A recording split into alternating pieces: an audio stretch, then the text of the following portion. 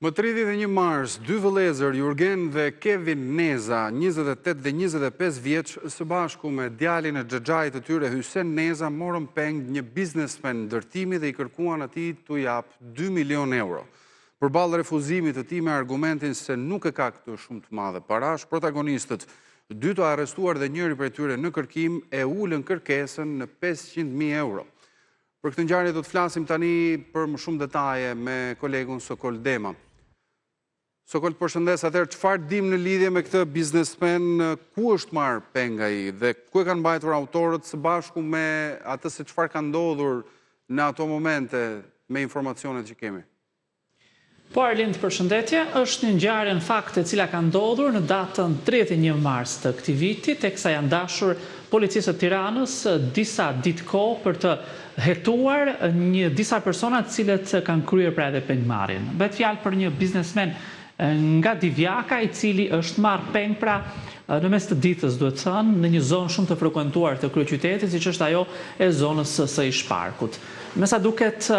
personat pra të cilët kanë dashur rrëmbimin apo pengmarrjen e biznesmenit 32 vjeçar nga Divjaka kanë patur informacione deri në detaje të lëvizjeve të tij, pasi e kanë pritur derisa ka dalë pra nga një bar kafe në zonën e Ish-Parkut dhe më pas kur ai ka shkuar në drejtim të automjetit të tij për t'u larguar, e kanë marrë dhe e kanë fundur me forcë në automjetin e tyre. Sigurisht që kanë qenë të kamufluar pra me maska dhe me kapele dhe më pas janë drejtuar në drejtim të xhavzotajve, atje ku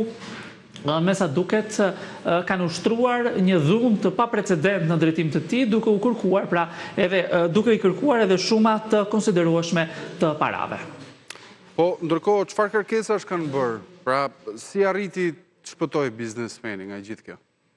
Në fakt, fillimisht ata i kanë kërkuar që të paguante pra 2 milion euro në drejtim të tyre në mënyrë që ta lironin. Megjithatë, ka refuzuar pra për të dhënë 2 milion euro, duke shprehur se nuk kishte shuma të parave të kaq shumë para. Pra, më pas, pengmarrësit, dy vëllezërt e kushiri pra kanë tentuar që ta bindin për shumën e 1 milion eurove dhe po ashtu ka refuzuar nga ana e këtij të fundit, teksa në fund me sa duket kanë pranuar që ai të lirohej pra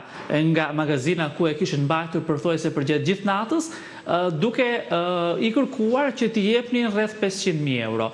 Me njëherë më pas është lënë i lirë, por plani nuk ka shkuar siç ata e kishin planifikuar, pasi biznesmeni pra i cili rezulton nga Divjaka me mbiemër Sula është nisur direkt në polici dhe ka kryer një kallëzim të plot. Siç thash pak më herët, policisë janë dashur disa ditë pra për të kompletuar në mënyrë të plotë të gjithë hetimin, pasi përmes kthyrjes së pamjeve të kamerave të sigurisë në zonë dhe në rrugë është bërë mundur pra identifikimi në mënyrë të plotë dhe më pas ndërhyrja për të kryer pra edhe operacionin hijet, nga ku u zbulua pra i gjithë grupi në fjalë. Duhet theksuar fakti që në momentet që ata kanë shkuar pra dhe për ta marrë në drejtim të xhavzotajve, janë prezantuar fillimisht si agent të BKH-s dhe në këtë mënyrë pra kanë tentuar pra që pa shumë zhurmë pra ai t'u bindet dhe të nisen në planin që kishin planifikuar pra që më herët. Po, ndërkohë ka një skedim për autorët, çfarë dihet për ta? Në fakt, nga ana e policisë bëhet me dije se ata njiheshin nga ana e bluve, duke patur parasysh se ishin përfshirë edhe më herët pra në disa ngjarje të vogla, teksa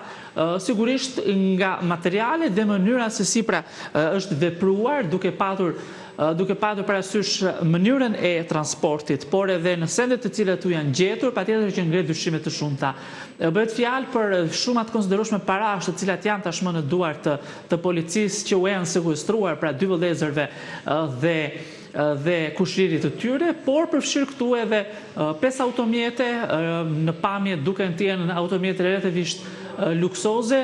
dhe sendet të tjera pra me vlerë që mund të jenë për hetimin që do të kryhet nga ana e policisë në vijim për ta dokumentuar pra të plot këtë veprimtari kriminale, e cila është kryer pra në 31 mars të këtij viti. Nga ky operacion, pra operacioni hijet ka çuar në pranga njërin prej vëllezërve dhe kushirin e tyre, teksa i treti është shpallur tashmë në kërkim dhe sigurisht pritet të ketë ndoshta një lokalizim të tij në orët apo në ditët në vijim.